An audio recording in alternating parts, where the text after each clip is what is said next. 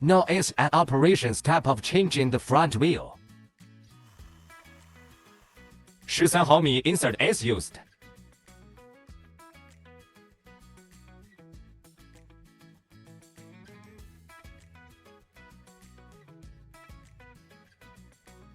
Take down the broken wheel. Then put on the good wheels. Then tighten the nut.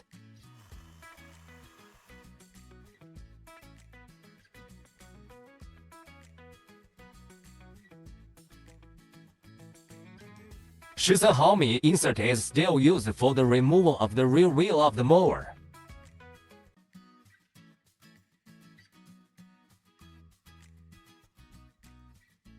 Then take off the rear wheel.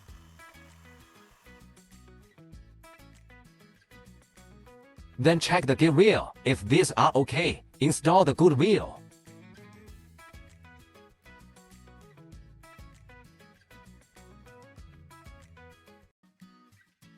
Then tighten the nut.